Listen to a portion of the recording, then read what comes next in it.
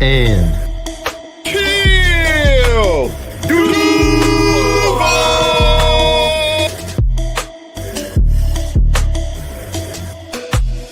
know what it is, man. You're locked into Third and Teal where they keep it real. And if you don't know, you're going to learn today. Third and Teal, baby, and I'm out. Let's go. Third and Teal, welcome in. Welcome in. How is everybody doing? Eric, how are you? Hey, I'm here, man. I'm here. Doing wonderful. Doing wonderful. Okay. Officer Nasty down the stairs there. Trevor, how you doing, brother? We're doing great, man. We're doing great. Okay. I got something to talk about. I'm just waiting to get to it. Okay. Okay. All right. I already sent it to y'all, boys. Y'all boys should know what it is. You did? Uh-huh. But don't worry. Don't worry. You about to find out anyway. It's all right. Okay. Might be the same thing. Me and Eric were just talking. Oh wait, no. Never mind. I know what it is. Robert in the house already, in the hoose. Can't even get a minute in without this guy. Can't even get 30 seconds in without this guy. Nice to see you, Robert. Got to be on. Absolutely, and we appreciate that. Speaking What's of happening, Robert? something I always forget to do: like and subscribe if you're not already. The analytics say whatever they say. I haven't been looking. We've been growing, and I've been studying. I don't really care. We're having a good time. But subscribe if you're not already. You could be lucky number 753 quarters. We are one like away or one sub away from 3/4,000. So I'm pretty excited about that. Couldn't do it without y'all. Couldn't do it without you boys. And yeah. So who wants to go first? Hey, Trevor's chomping at the bit. Let Trevor go. No. It's okay. We'll save that. We'll save it. Okay, we'll save that. Yeah, I know what he's talking. I know what he's talking about now. I remember. Oh. I went back and looked. And some people like to argue it's not real. It absolutely is. We'll find out though. So go ahead, Eric. You got anything from this week? I know you were asking about the QR codes earlier. You got something in the works, man? Oh, yeah. We'll talk after the show. I already told Isaiah. Okay. Yeah. Oh, yeah. Definitely got something in the work. The shirts. That's what we were working on. I was working on today, the shirts. They had the printers, so yeah, we're gonna make that happen here. No, man. The only thing I want to talk about is our man Tevin Smith. Because last week he was arrested again. And after reading the article, man, he was arrested for aggravated assault with a deadly weapon. Oh, yeah, aggravated Robert. assault with a deadly weapon without intent to kill. Yeah. Damn, Robert, you're going on the 24th? Hold on. I was just going to announce that in a minute that I will be back at the training camp. I'm going to the stadium practice, the stadium scrimmage on the 1st. And I think I'm going the 23rd. That's Hold on. I gotta look. Because I'd love to see you there, Robert. Hold on, man. If nothing else, I'm sure I can make it up there. Okay. While you waiting on that? Yeah, y'all do what you got to do. Back to Tevin Smith.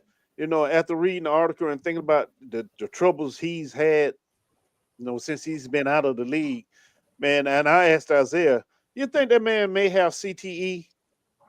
I would say probably. Yeah. It kind of reminds me of like what's going on with Antonio Brown. It does actually. Like just the way, because Antonio Brown just fled the country. I don't know if he actually left, but he just got in trouble for shooting at somebody at a nightclub or something after getting in a fight.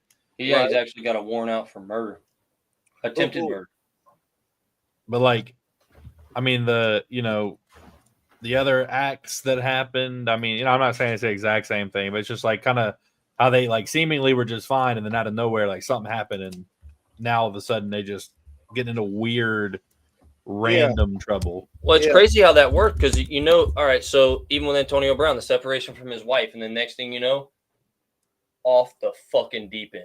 Like, bro had already been making some shit here and there. I was like, what are you doing, man? Right. What are you doing?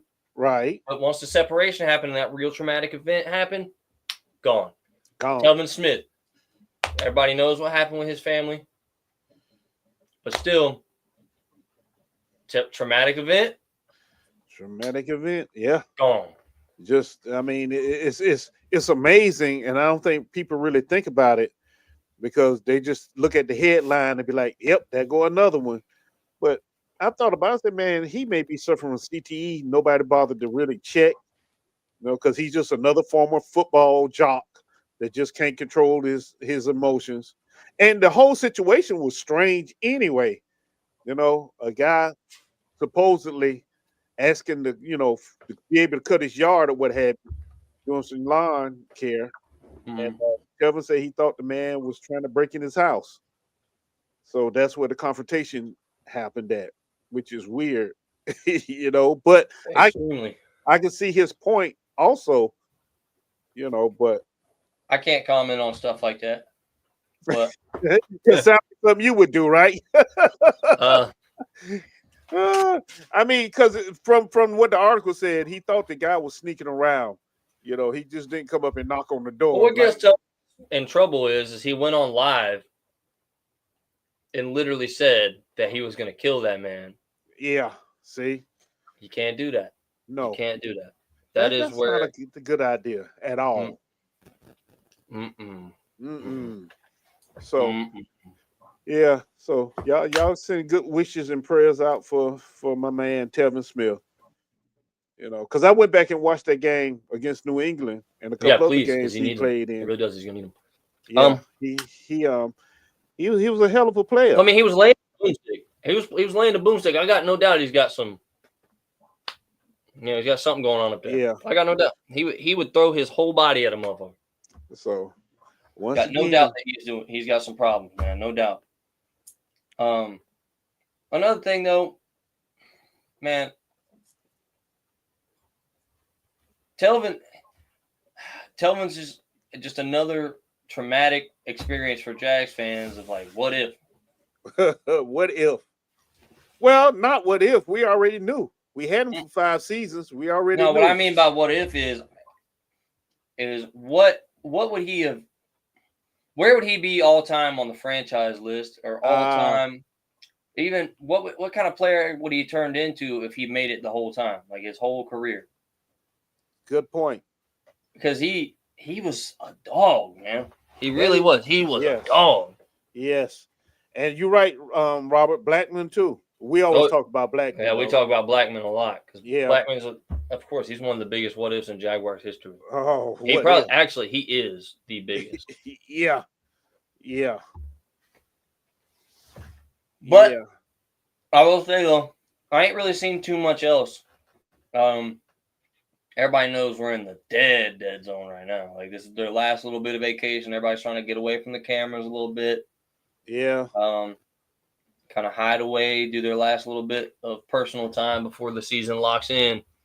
But that being said, I found a comparison the other day. Okay. And we're not going to name any names until it's over. I'm gonna read you some stats. I think I know what you're talking about now. Okay. This is a 4-season collective.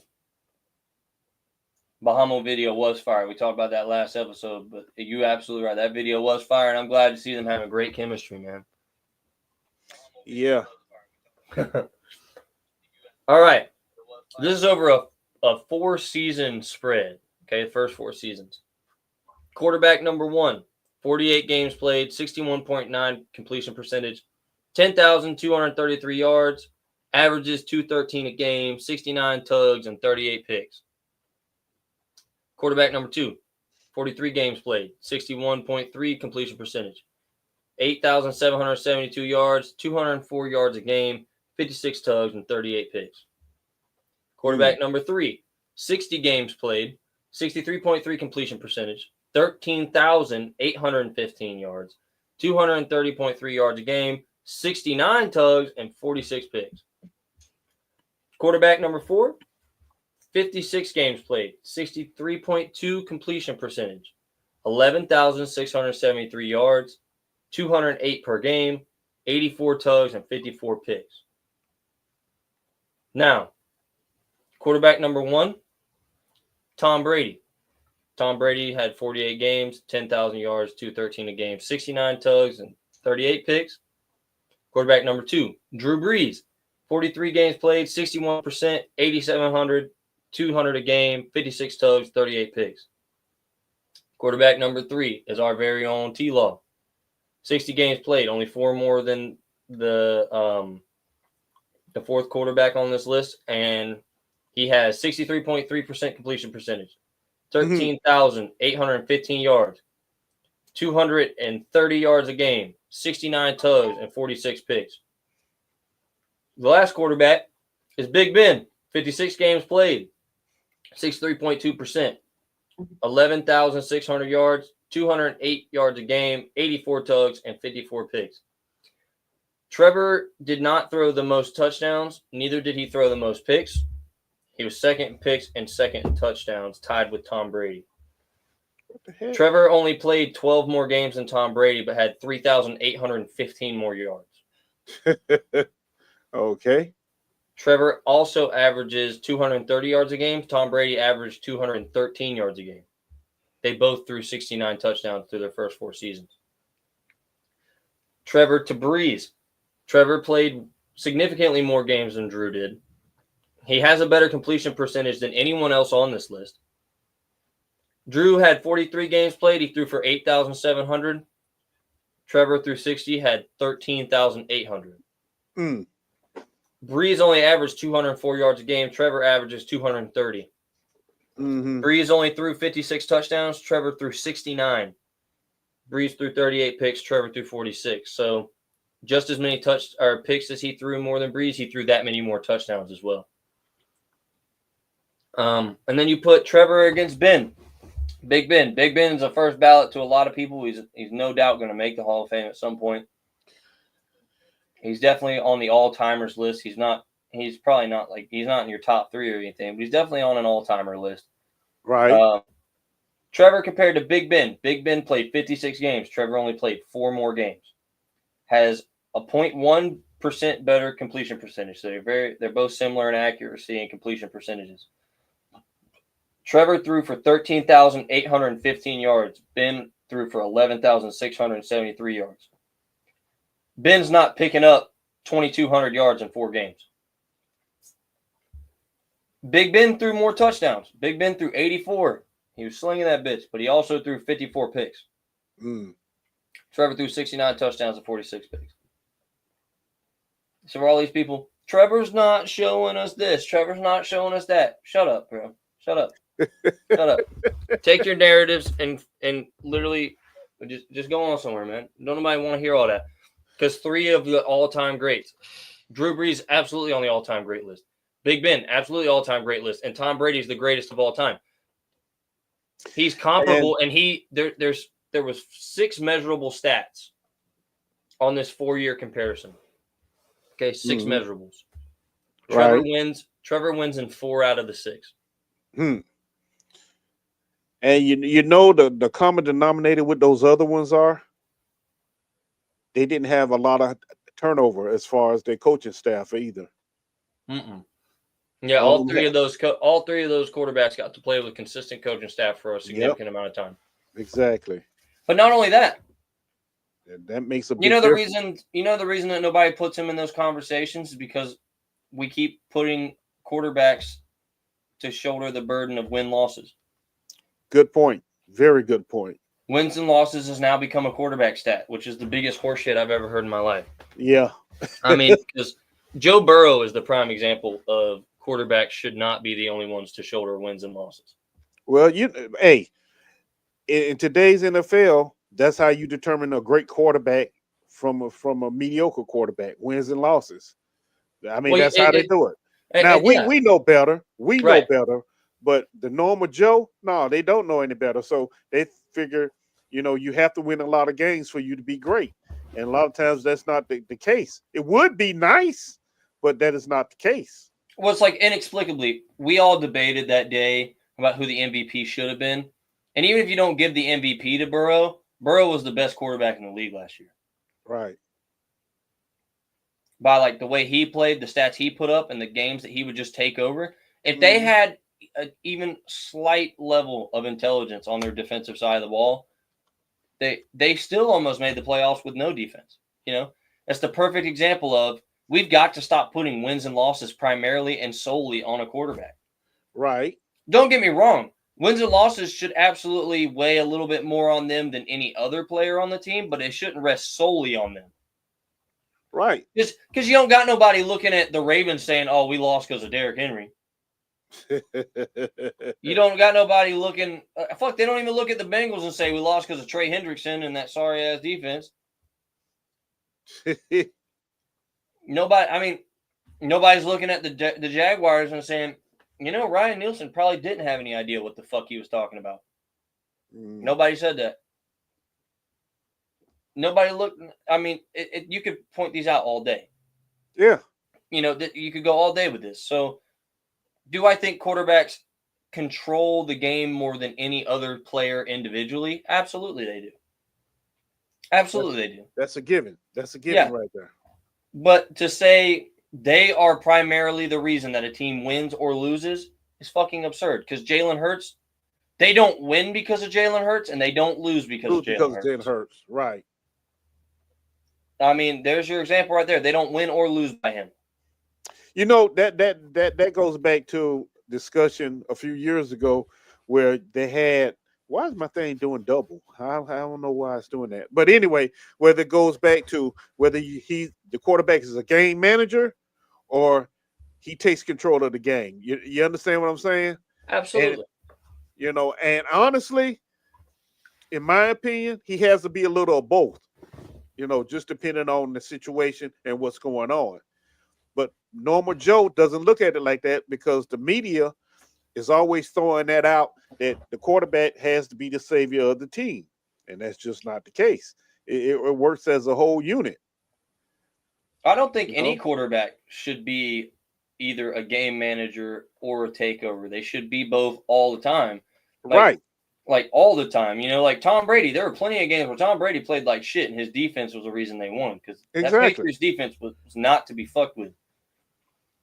And plenty of those Super Bowl run years, that Patriots defense is what carried them. Right. And the same thing with Pittsburgh, man. Pittsburgh made the playoffs many a times. Like even in 2017, it wasn't their offense that got them there. That defense was what was holding people down. Now, Big Ben and AB were going crazy. No doubt. The two of them were doing good shit, but like they weren't the reason they were there. That defense was just killing it. Right. Same thing with the Broncos, dude. I mean, the Broncos, Super Bowl 50. Peyton Manning, actually, realistically, he played like shit. Von Miller won a Super Bowl. I mean, I'm just being real. So, you know, you got to know when to be the game manager and you got to know when you have to take over. Right. And personally, we've seen that from Trevor.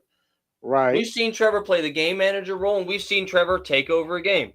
Like in the Colts game last year, first meeting in Jacksonville. We're in a slugfest back and forth, back and forth, back and forth, back and forth. Up until about the second half, Trevor played the game manager role. He just comes out and starts slinging that bitch like nobody's business. Yep. Bing, bam, bop. And here we are. The Chargers game. Realistically, Trevor was playing. He was not taking the game over when he threw those 3 picks.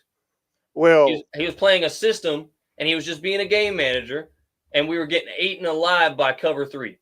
Okay? Yeah. And that's on Trevor, 100%. You got to make better reads than that. Even if I will say too, the refs weren't exactly helping us either. Whenever no, because Asante Samuel was pushing off like a bitch. Well, I mean, look, in that game, it was easy to defend the first half because we ran the same old, 5 and ins, 5 and outs. It wasn't threatening anybody, so you could sit on them routes and just wait. As soon as Trevor throw it, they break on the ball. Well, and it helps, like he just said, when Asante Samuel's literally pushing off 5 yards away, and they're just like, well. But anyway, you forget Jacksonville. It's Jacksonville. Oh yeah, we're gonna pay that ref tax. Yeah, but we have to pay that sometimes. But the thing is, though, is like then Trevor comes in the second half, and he doesn't play game manager. He just takes the game. No. Because some of those throws he made were incredible. Like, we're not just talking about, oh, they just left him open. Zay Jones was the most open touchdown he threw in that second half. That's it. The rest of them were all dots. Bing, bing, bing, bing, bing, bing, bing. Or just like when we came back and we beat the Ravens. Right. To even make it to the playoffs. Our defense is why we got there. But then Trevor took over in the second half and starting to close it out. And then, lo and behold, he did close it out. Yeah. Laser, right side of the end zone. Zay Jones, 2-toe tap. Swag. Gone. That game, the Dallas game also. I was about to say, the Dallas game's another example. Yep. Our defense is why we were there. Trevor played the game manager, played his role. And then when the time came. So, I think, once again, as I always say, the problem is Trevor was labeled a generational talent coming out of college, and that just has stuck with him, and everybody wants to hold that against him. They're looking for some miracle maker, and Trevor hasn't played bad. Yes, he's been injured, but that hasn't been. I'm not going to really put the injury on him. He's playing hard, and he just don't have the protection. I was going to say, show me another quarterback that stands through as many hits and just getting fucking drilled. I know, right? I'll wait. The only other quarterback that took as much punishment and still keeps their head in the game is Bryce Young. Because Bryce Young got his ass whooped and just kept getting right back up and standing right in the pocket. And then he finally figured out that he's just got to throw that bitch really, really fast to have any success because the offensive line can't do shit. That helps. Bryce Young's the only comparison, really. Yeah. I mean, really, he is. I don't know another quarterback that runs for their life or has the pocket collapse on him as fast as Trevor does. Yeah, that is true. I mean, seriously. True.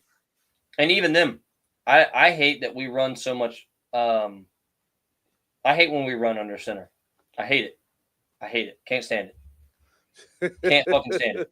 It's the worst thing that this offensive line can do. I hate it. Because fuck, dude, they can't even give him enough time when he starts in the shotgun. In a throwing stance already. What do you mean that he has to have time now to catch the ball or to take the ball, drop back, set, then throw? Good luck. Yeah. But honestly, this year, though, it feels like we got people that'll make that happen. We didn't have receivers either. That's another thing. Like, if you're going to have a shitty offensive line, you got to have receivers that can literally be surgical with routes. Because they've got to create separation and create it now. Right. See, now you're talking about the system. You're talking about the rest of the team. Yep. How, it all works as one. And most people don't. Everybody wants to put everything on the quarterback, whose name just happened to be Trevor Lawrence, who just happens to win, championships in college and high school and all that. He's only a national champion. He's only a generational prospect. He really, and truthfully, he is and was a generational prospect. Like, realistically, the dude hadn't lost in like 10 years. Something like that. Like, dude hadn't lost in a long fucking time when he got here. Yeah, but you got drafted number 1 overall. Usually, that's not a good team you're going to in the beginning anyway. You're gonna lose. You're gonna lose. To top it off. Then they bring in incompetent coaches to your first year. You got an incompetent coach, and that didn't help at all. Your running back that you drafted, he hurts his foot. He sits out the first year. So, I mean, it wasn't good from the get-go. But honestly, it's like you just said, system. Yeah. System. And I think this year, that Bahamas video that Robert mentioned earlier, it gave us a good insight into the kind of chemistry that these boys are building out there, man. Right. Millen might take Anton's job. All the coaches say the same thing. Anton is good when he wants to be. Absolutely. I couldn't agree more. We actually talked about this a couple weeks ago, how Anton went from one of the hottest rookies in the offensive line scene to where the fuck did he go? Yeah. But I know the guys agreed with me at the time we talked about it. We all agreed at the time that we think Brandon Scherf's decline in play attributed to a lot of the regression of Anton Harrison, because I agree 100%. It's really hard to seal the edge when you know that the guard beside you is getting blown up. Yeah. It's really hard because, like, and especially for a guy, he's a second-year guy. You know, I mean, we're talking about a second-year guy. He's not like some seasoned rookie or seasoned vet. He's never been on a good offensive line in the league yet. So last year he plays against Scherf where it's hit or miss where Scherf's going to have a good game or not. And then this year he plays with Scherf, and Scherf is a straight, just open door. Most teams that blitzed us from that side, right over the right guard. Yeah. So there was a reason for it. Yeah, they beat Scherf into retirement, essentially. And you can see the problems developing the first game against the Dolphins. I don't know where Scherf went. He went nowhere yet. He's still a free agent. I was about to say, I think he's unsigned. If I'm not mistaken, he's still unsigned, and he's about to go into retirement. Yeah, he's still unsigned. But, yeah, you can see it the first game against Miami. Calais Campbell. There was some confusion between them two of them.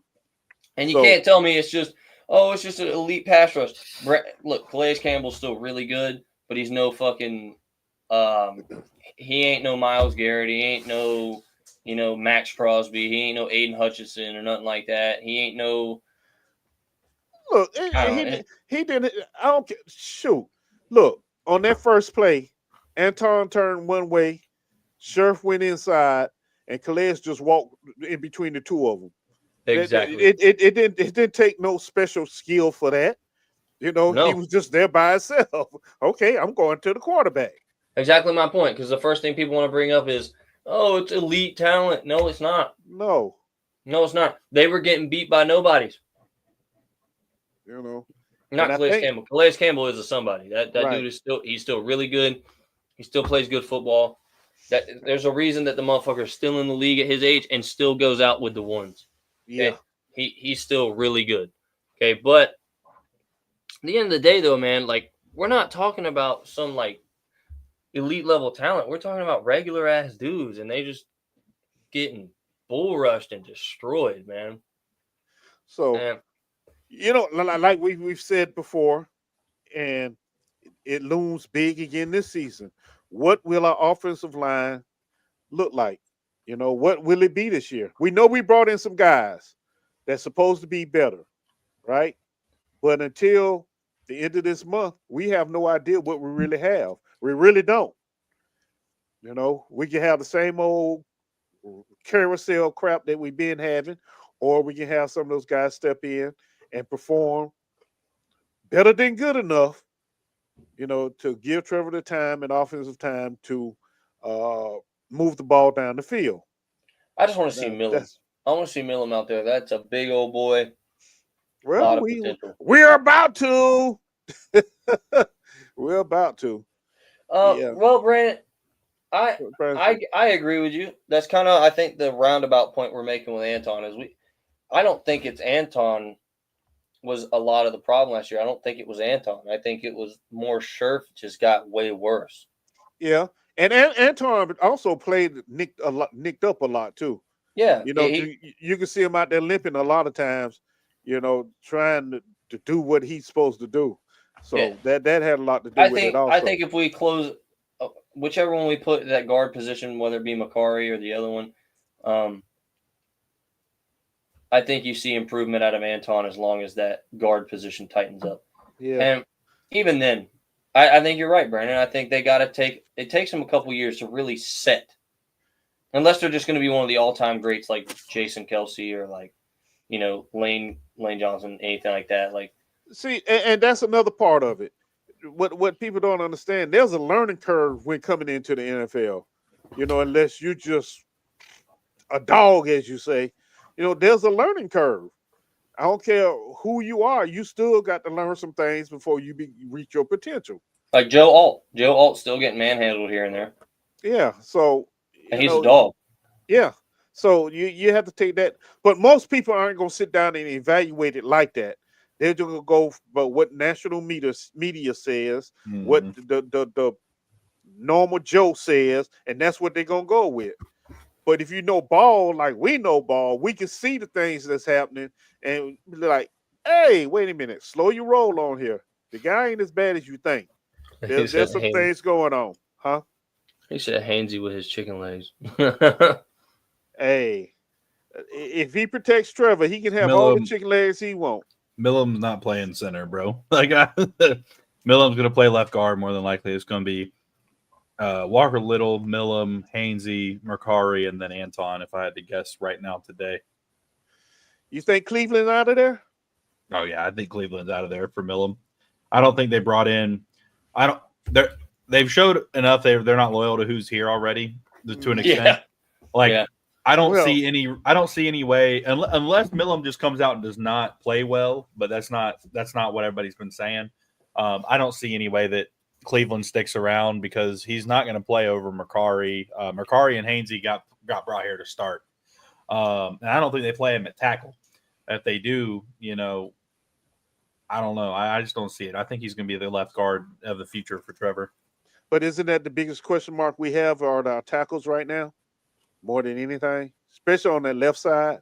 Yes. Yes and no. I would say that Walker Little has more solid games on tape than Anton Harrison does, in my opinion. I think if anybody's in question right now, for me, it's Anton. Only because, even Anton's rookie year, whenever he was really good, he still gave up 9 or 10 sacks that year. Yeah, he did. It's like he had really good plays and he went toe to toe with some guys, but even in Walker Little's worst year, I think he has 3 or 4. I mean, he played half the games, whatever. But I've seen enough good games out of Walker Little to trust him more than Anton. Because Walker, at least one thing about Walker Little is if he gets beat, it's not because he's not trying. I've never seen Walker Little not give the effort. That I 100% agree with. Yeah. I've never seen a play from him and be like, oh, he just stood there and let that guy run by him. He puts in the effort, and in the run game he does too. Anton year 1 was pretty nasty in the run game, but like you said, I think he's been hurt too much in his legs to really be nasty like we want him to. Right. I've seen enough out of Walker Little to know that he's going to give me 100 on every play. I haven't seen that from Anton. So I'd say right tackle is the biggest question mark for me. Outside of left guard, I really do think that the Cleveland Millam battle is going to be the biggest thing this offseason for the offensive line. I agree. I definitely agree. Okay. But also at the same time too, I think it's just as big of a battle between it's not going to be a battle head to head, but it'll be a battle between Anton and Little. If Anton comes back healthy and that right guard spot tightens up some, it'll be a battle to see what happens. Because Walker Little definitely suffers from the same thing. I'm not just going to give that credit to Anton and not be willing to give it to Walker. I mean, the thing that bothers me about Walker is when I see him just literally he's been grabbed and just gets manhandled, just thrown down. I cannot stand that in an offensive lineman. What the fuck are you so big for if you cannot even stay up? True. Very true. Now, I've seen Anton get beat. I ain't never seen him get grabbed like a little old boy and just get thrown. But to be fair, though, Walker Little suffered from the same thing. That left guard position was not as strong. And then Ezra got banged up and it got worse. But before Ezra, it really wasn't strong. And he was just getting his ass handed to him. So, because he was still in there for Cam, because Cam was hurt and then suspended. Right. He was still in there. And before we got Ezra, that left guard spot was just as fucking weak and flimsy. So, I mean. True that. Maybe we see Walker Little tighten up some. I don't know. Maybe. I think you got as big of a question mark between the two tackles as you do the left guard position, because the left guard position will be a head-to-head battle for who gets it. But it's definitely going to be a question mark. You got an equally as big question mark, in my opinion, at each the left and right tackle position, because either one of them could either show that that's exactly what was happening with them. They just needed a little bit more support, which is completely believable for both of them because they weren't getting support from anybody. That whole line sucked. Right. I think. Oh, go ahead. Okay. I was going to say, or you're going to see that this is just who they are. And that's what we got to deal with. Yeah. I think that something that is getting lost in the conversation, though, with the Millam thing and people projecting him at outside. The Jaguars, like this coaching staff, especially our GM, has been nothing but intentional about everything they say and do. And they announced him as guard at the draft. Like they had the option, and they announced him as guard. I think unless something catastrophic happens, he's playing guard. And they brought in what, 3 swing tackles basically this offseason. We got Big Fred and the other dude Ogdoga or Chuma Adoga. And I think they brought in one more guy. They brought in some big dudes to play tackle. That's another thing that just tells me that Millam's going to be inside, and I think he's going to start. Now that could be in that Ezra Cleveland could be just like he was from the Vikings. He could be on the move, going somewhere else. Too close to the trade deadline, he's sitting on the bench. Somebody will pick him up for a 6th or a 5th. But I don't know. I think that Millam. I'd love to see Millam starting. He's a big dude. He's nasty in the run game, and he's a solid pass blocker. So as long as he can keep Trevor healthy, I would say I love the interview. I ain't never seen none of our offensive linemen say, "I promise you, no one's gonna get to Trevor." Like he did say that. Mm-hmm. Dude went. I truly believe he absolutely 110% means that shit. Oh yeah, I bet he does. That's a good old redneck boy. You can hear it in his voice. He meant that. He meant that. And I promise you, if somebody does get to Trevor, they're gonna have a hell of a day after. Yeah, I mean, they just gonna set him off. It's over. Something too though is like, if he's starting next to Little, I think we're stuck with Little until the contract's up and maybe even longer. I think Walker Little and Wyatt Millam on one side of the line. I think that's going to be a really good combo. I think that's going to be 2 guys that are going to push each other. But I could be wrong. But I think that you put him over there. I think even let's say Walker Little still is the problem. I think he'll hide enough of his flaws with Millam to the right of him that he'll be stuck here he'll be here till the end of his contract at least. But I don't know. There's a lot to see. There's a lot of guys on this roster right now that could be on the roster or could be gone by training camp's over. And a couple guys that could be on the move at the deadline. But it'll be interesting to see kind of what happens. And didn't Balky extend on Walker Little? Yeah, he gave him 3 years. So he's got 3 more years. Because this would have been his 4th year, right? Right. Yeah. So this is his 4th year. So he's got 3 more years. Yeah. So, okay. Because he got drafted. He got drafted the Urban Meyer year. Yeah. So this is his right. No, he didn't. No, he came a year after Meyer. I thought. No, he came in the Urban Meyer year because they drafted him, Cisco.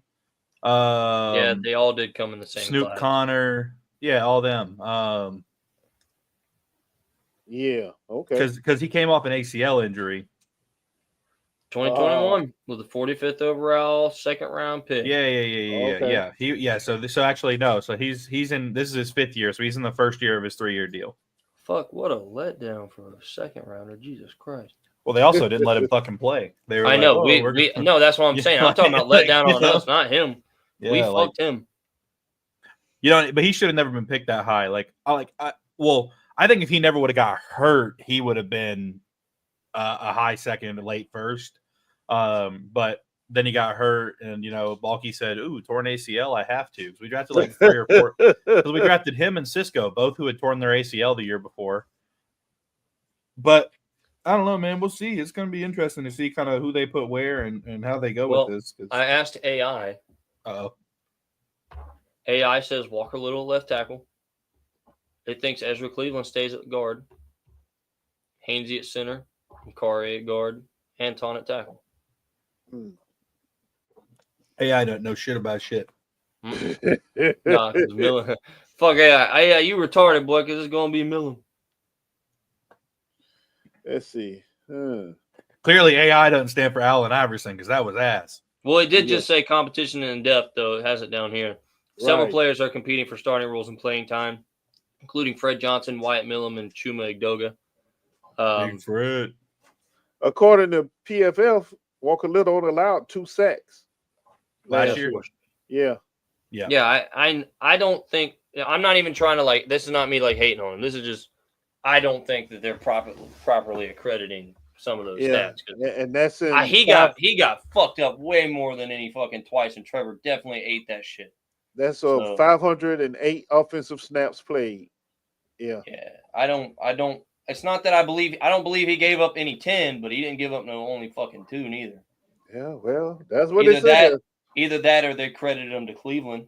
We got to think though too is we have one of the fastest time to throws in the league. Trevor does that big. So there's probably more QB hits, but just not as many sacks. Yeah, Trevor did get pretty good at getting the ball out of there before he hits the dirt. Well, he had to. I'm excited, man. And I'm excited to be going back to practice. I am going back to the practice Wednesday. I won't be there with Robert. That sucks. I'll be there the day before. Boo. I know, right? Yeah.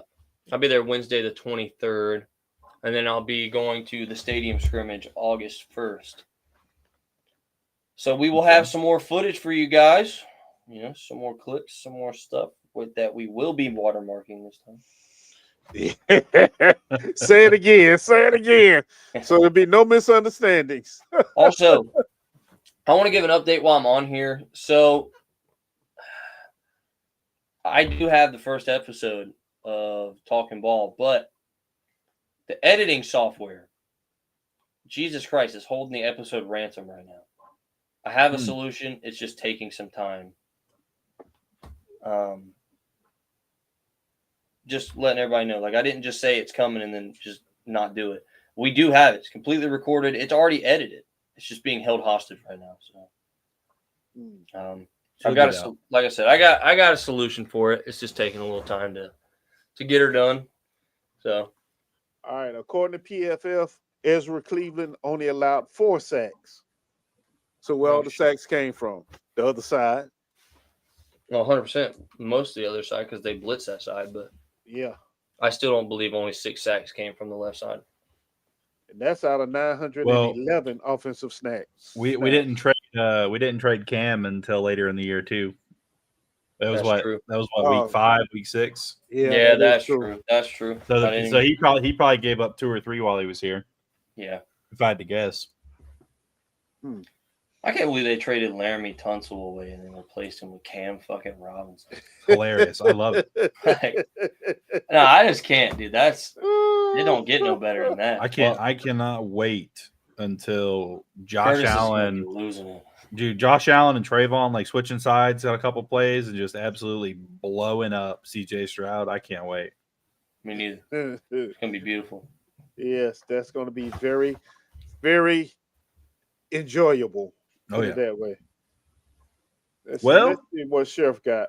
Now, according to this, out of 1,013 snaps played, Brandon Sheriff didn't allow any sacks last year. And I know that ain't true because I've seen that. That's some bullshit. That's a motherfucking lie. That's a motherfucking lie. Oh, that's just bullshit. Yeah. That is crazy right there. I remember. I don't even remember who we were playing. I just remember that I stared Sheriff down so hard I couldn't my memory. I can't remember anything else about the play. I just remember ball snap. Sheriff is on his ass immediately. Just right, and they're just running right over top of him. Trevor gets drilled. I can't. And I just remember looking at Sheriff because he had the nerve to lay on the ground for 5 seconds. Bitch, get up. Get your weak ass up. Get up, man. Because I think he pointed out a couple of times where he got knocked back on his knees. Yeah. I remember one time, right before the ball snapped, he went to a knee. Yeah. We got Anton. It says Anton allowed 4 sacks out of 943 offensive snaps played. Yeah. So they credited everything to Anton. Said he allowed 4 sacks. So no. I'm just saying. Yeah, no, I mean I believe it's there, just no. Now how they figure all that out, I don't know, but we have shown where Sheriff was getting torched and beat down. So I don't know how they grade it, but that's how they grade it, which is crazy. Mm-hmm. So basically, left guard, left tackle, and right tackle was basically the issue. Because both him and Scherf got very mediocre run blocking grades. Yeah, that's one thing too. Scherf did not run block good at all this year. No, not at Scherf all. did not get off the line. Like he really hasn't since he got here. But like he got real bad. He had concrete feet. He was running with cinder blocks, bro. Well, that's all I got. Got anything else for us, Eric? No, I think that's all I got for today. All right. Have a whole like you said, it's the dead time of the season, so yeah. We still banged out 45 minutes for y'all. Yes, sir. I hope y'all know nobody else do it like us. Thanks for coming in, Brandon. Y'all boys, we appreciate y'all coming. Nobody else. We do appreciate it. Nobody does podcasts like we do podcasts. Don't do that no more. They said we want to do a podcast, but it's got to be the best. But here we are. I said I'm the best at podcasts. Nobody knows podcasts like I know podcasts, and I've seen all the podcasts. All right, boys, let's get on up out of here. Yes, sir. Duval. We out. Peace. We out of here.